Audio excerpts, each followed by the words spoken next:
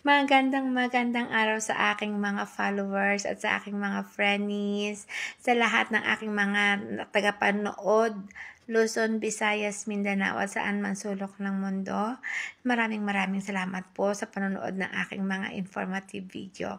Okay, so pag-uusapan po natin ngayon para pa rin po sa mga bata is yung pong pagiging pihikan nila o pagiging picky sa pagkain o yung pong tinatawag natin na eating habit ng mga bata. Bakit nga ba may mga batang pihikan at normal lang ba ito?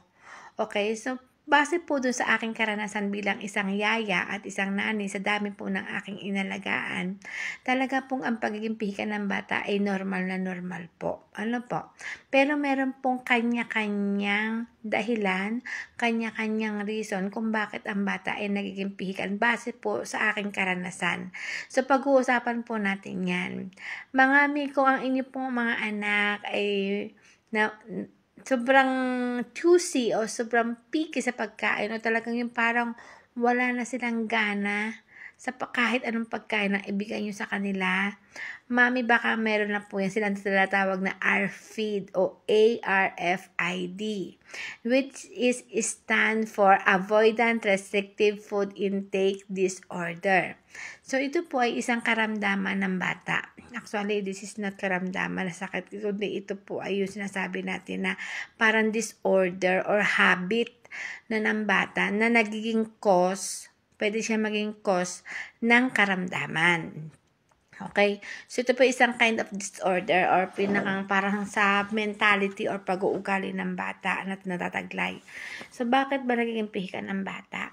Kapag po huli nyo na siyang nabigyan o na-treatment ng tamang pagpapakain sa bata. Kasi may step po yan from the baby, mula sa pagpapabreastfeed ninyo, hanggang sa medyo yung natuto na siyang kumuha ng kata sa mga prutas, tapos yung nagkaroon na siya ng hand food, yung kaya na niyang kumagat, unti-unting kumagat ng pagkain. Baka kasi karamihan kasi sa mga mami, inuuna nilang bigyan kaagad ng biskuit o yung mga matatamis o di kaya yung mga junk food na we can be considered as a junk food kasi processed food na sila or binili nyo sila from the shop. Hindi siya lutong bahay.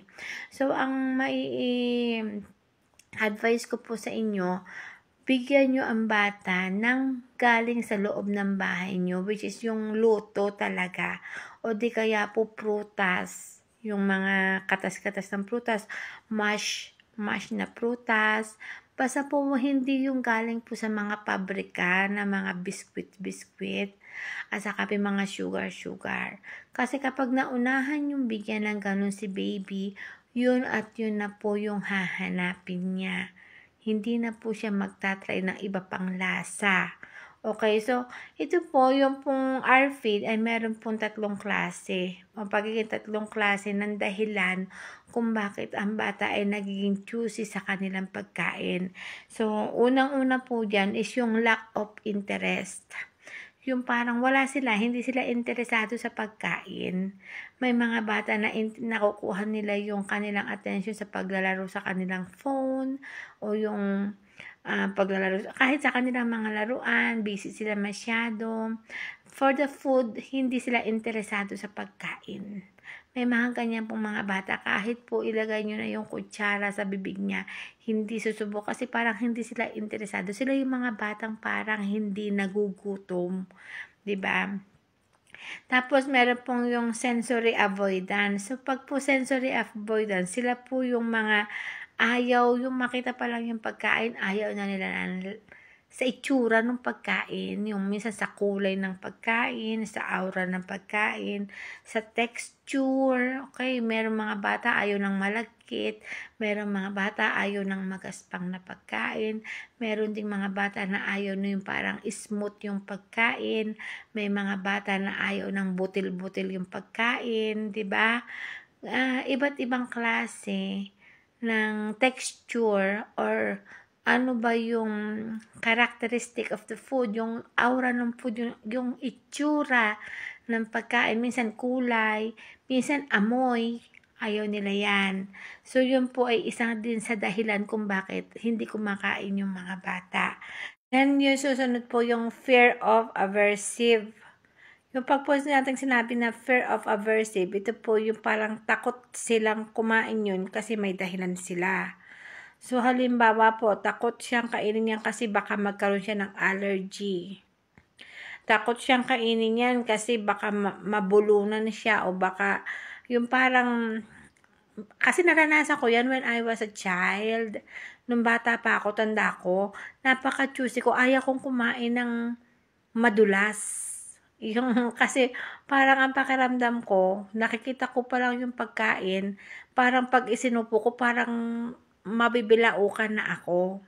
So, merong ganong reaction ang pagkain minsan sa mga bata.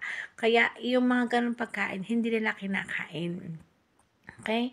So, ano ba yung pwede nating gawin? 'Di ba, para ang bata ay matutong kumain ng, haba pihi ka na, okay, nandiyan na yan, Miss Anissa, paano na late na akong pakainin yung bata ng tamang pamamaraan. Ngayon, nandiyan na yan.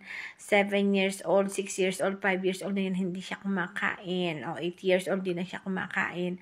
Ano ba yung dapat kong gawin para kumain siya? Mga mi, wag nyo yung pipilitin ang bata. Aalokin nyo lang ang mga bata. Okay?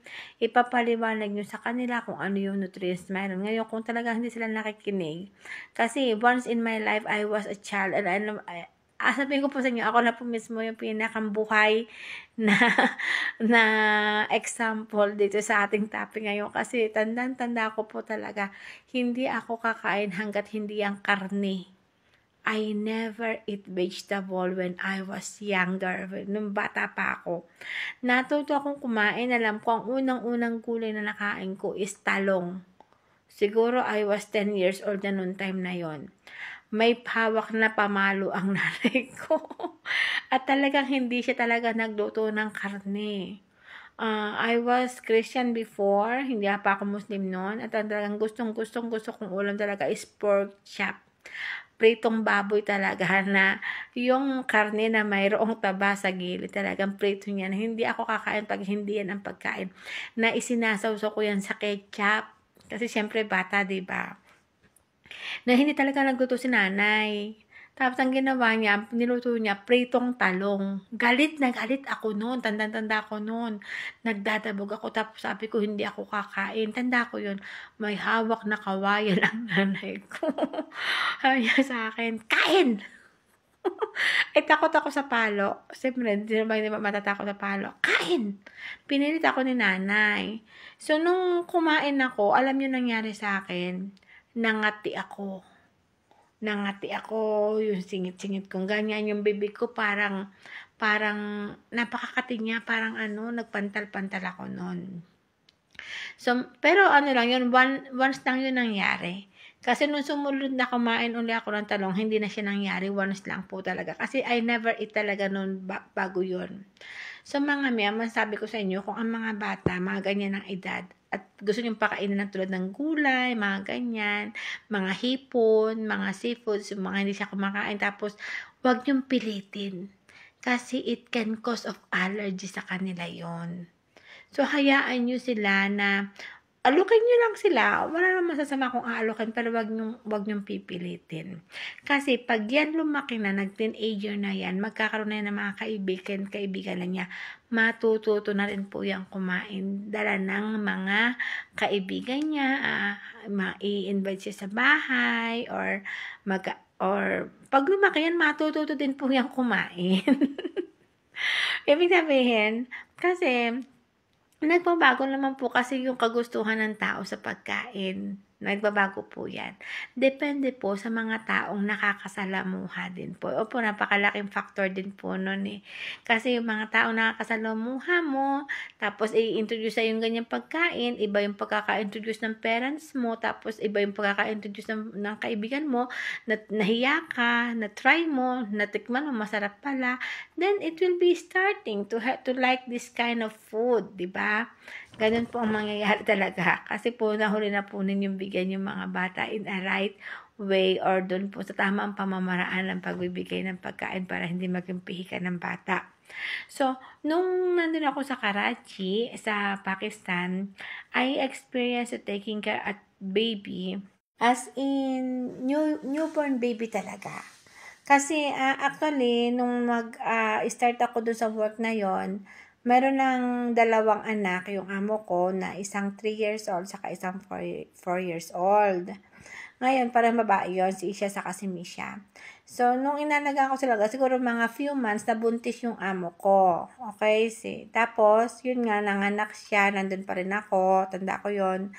Ngayon, namang problema sila sa nursing. Sa nurse, kasi ang nurse kasi pag kumuha ka per day yan eh. Araw-araw o di kaya per week yan eh. Tapos may agency pa yun. Palit iba yun sa umaga, iba yun sa gabi na nurse, ganyan. Ngayon, parang na problema siguro tong amo ko kasi iba-iba nga naman kasi yung mahawak dun sa bata. Nagkakaroon ng problema regarding sa hygiene. Ngayon, ang sinabi ko dun sa amo ko, ay ako to kasi paka-alamera din kasi ako pagdating sa trabaho. Talagang pag ayaw ko nung isa na ginagawa, nakikita ko na ginagawa, lalo na para sa mga bata, magsasalita talaga ako. Tulad ng paghawak sa bata, paano to yung padadahin yung bata, hindi pinapadighay, yung ganun, ayaw ko talaga niyan eh. Eh ako naman di sumpong sa amo ko. Hindi niya ginawa niyan eh. Hindi niya ginawa. Ano ba yan? Tingnan mo naman. Ganyan. Dami ko reklamo nun eh. Maski yung paghuhugas dun sa dedehan ng bata. Ngayon, yung amo ko siguro na-stress kasi bagong panganak. Ini-stress ko. So, kinakausap niya yung amo ko lalaki. Ngayon, nag-uusap sila, nandun ako sa kusina. I remember that one. Kakain ako sa kusina, nandun sila sa sitting room, pero nakatanaw sila sa kusina, kita nila ako doon. Tapos, tinawag ako ng amo ko. Sabi niya, Mave, Anissa, punta ka dito, sabi niya sa akin. Sabi ko, yes sir. So, sabi niya, di ba, may experience ka ng pag-aalaga ng baby? Sabi, oo naman, nani ako eh. Sabi ko gano'n sa kanya. Sabi niya, pwede i-try mo i-handle yung baby, sabi niya sa akin. Sabi, paano naman itong dalawa? Sabi niya, kukuha ako ng ibang yaya para dyan sa 2 malaki, alagaan mo yung maliit, sabi niya sa akin. So, sabi ko, okay, ideal. Sabi ko, ganon. So, ko, sa pagkapakain ng bata talaga, sabi ko sa amo ko, ayaw ko nang papakailaman ako kung ano yung ibibigay kong pagkain sa bata. At kung may gusto kang ibigay na pagkain sa bata, sa akin mo ibibigay, ako ang magbibigay sa kanya. Sabi ko kasi, ayaw ko ang bata maging unhealthy. Sabi kong ganon. Which is favor naman yung amo ko. Hindi naman siya naging matigas ang ulo yung amo ko. Never naman siyang bumili ng mga junk food on the time na talagang pina-foundation ko yung bata. As in yung binibuild up ko yung pagkain ng bata. Nung 6 months na ang bata, nagbe-blend ako ng mga fruits, strawberries, nagpapakulo ako ng apple, pinapakuloan ko yung apple, tapos minamash ko siya, parang ginagawa ko siyang parang Cerelac, ganon. Tapos yun ang binibig ko sa kanya, marami kasing prutas sa Pakistan, maraming mga pwede kang ibigay na pakukuluan mo siya, imamash mo siya, carrots, yung carrots, minamash ko yung potato, minamash ko yan, pinapakuluan ko, minamash ko, nalagyan ko ng milk, yung gatas ng baby, mimix ko yan, pinapakain ko. So, nasanay ang bata na kumain ng mga gano'n. Never kong binigyan ng sugar. Never kong binigyan ng matamis ang bata. Never kong binigyan ng chocolate, ng Nutella. No, never. Hindi talaga. Inano ko yan sa amo ko na wag mo akong papakialaman pagdating sa pagpapakain ng bata. Until that baby, si Amal, nag-grow up siya hanggang 2 years old niya. So, that was my 6 years to them at nag-decide ako na lumipat ng trabaho kasi to increase my salary. Hindi na nila kaya ibigay yung demand ko na sahod nun eh. So, nung wala na ako sa kanila, pilit ako kinokontak ng amo ko. May iba na akong trabaho. Nag-work na ako as a caregiver na. Matanda na yung alaga ako nun. Ngayon, pilit din ako pinapabalik kasi sabi nila, yung bata, hindi kumakain ng pagkain na luto ng cook. So, I first visit them. Sabi ko, okay, mag-visit ako sa inyo. Sabi ko, tingnan ko kung ano yung pwede ko Nung makita ko yung pagkain binibigay nila, I was devastated. As in, really, really upset talaga ako kasi binibigay nila is pizza, nuggets, tapos yung mga junk food, ice cream, mga nakalagay sa lamesa. At sabi ko, this is not the food for the baby, for the toddlers. Sabi ko gano'n sa kanila. At wala na akong magagawa yan because I was thinking na that is not my child. Child mo yan. Pero nakiusap talaga sa akin yung amo ko. At ang sabi niya sa akin, kung hindi ka babalik sa akin, Mafe, if you will not come back to us, please teach the cook, the chef, to make proper food for my kids. Sabi niya. So, okay. Sabi ko, no problem. Yung pagbisita kong ganun sa kanya, nagpunta ako ng kusina, kinausap ko yung 3 chef nila. Tapos, pinakita ko kung paano ang pagluluto ng pagkain ng bata. Which is on the time, is, ang kinakain niya is yung blend pa rin siya. Yung bine-blender siya parang ginagawa siyang puree. Na yun ay bigas. Okay, isang ganyan lang. Siguro mga kalahating tasa ng bigas. Hugasan mo siya. Hugasan mo yung bigas. Tapos, mag-cut ka ng carrots, potato, munggo. Yung munggo na kulay orange. Orange yun doon sa Pakistan Parang munggo siya na bilog na kulay orange siya. Hugasan din yon, ibababad. Tapos, manok, yung manok na must be have bone, okay, may bone siya. Pero yun, pakukuluan lang yun, sama-sama siya, pakukuluan, siguro mga 2 hours, pakukuluan siya in a low flame, sa mahinang apoy, pakukuluan mo siya. Tapos, pag malambot na, tatanggalin na yung buto nun. Kukunin mo yung mga manok, tatanggalin mo yung buto, ibalik mo yung laman doon sa loob, pakuluan mo pa rin yan, tanggalin mo na yung buto, tapos titingnan nung mabuti yung loob na wala kang maiiwang kahit na napakaliit na piraso ng buto ng manok, kailangan wala. Ngayon, pag yung tubig ng kumukulo ay mababa na at ang tansya mo is pag binilend mo yan is magiging puree siya. What is puree, mami? Yung mixture niya, yung parang pag magluluto ka ng pancake, yung ganon, malapot. Yon, malapot. So, binilend ko siya, tapos nilagay ko siya sa container, sa food container, tapos sinabi ko, ganyan ang paggawa ng pagkain ng bata. Kapag yan ay yung nakita yung 1 portion na lang yung matitira, yung 1 meal na lang ng baby, gagawa na kayo para sa susunod niya na meal. Tinuruan ko ganon yung gumawa yung tagaluto. Tapos, yun, hanggang sa, siguro after years pa, mga 2-3 years pa, nag-contact ulit sa akin yung same amo ko na yun. Then they said that visit the kids kasi namimiss daw ako ng mga bata. Nung dumating ako doon, talaga namang hug nila ako. Yung dalawang malaki, yung dalawang panganay, ay talaga matangkad pa sa akin. Matangkad pa sa akin. Tapos, tuwan-tuwa sila na nakita nila ako. Tapos yung bunsong yun, yung batang yun na pinagluto ko ng pagkain, nakatingin lang siya sa akin tapos para siyang mga iyak-iyak. Tapos ang sabi nga niya sa akin, bakit ka umalis? Bakit mo ako iniwan? Yun ang sabi niya sa akin. Which is sabi ko sa kanya, I'm really sorry. I need to do that because I need the improvement to my work, sabi ko sa kanya. Tapos sabi niya, kulang pa ba ako? Yung parang nasasaktan yung bata na wala na ako sa kanya. But I'm very happy kasi nung nakita ko silang kumain, alam nyo, ang daming pagkain sa lamesa on the time. May pizza, may spaghetti, pero ang kinakain ng alaga kong yon, gulay. Yung meron silang salad na parang salad siya na merong carrots, meron yung hindi man siya patola ba yon? Zucchini kung tawagin para siyang patola, tapos may talong, tapos siya, na in-steam siya, yun ang kinakain niya. Hindi siya kumakain ng pizza, hindi siya kumakain ng... So, alam nyo, what is my point about this, my very long story about my real experience is, I just want to tell you guys na yung pagkain ng bata is nakukuha yan base doon sa kung ano yung binibigay mo from the beginning.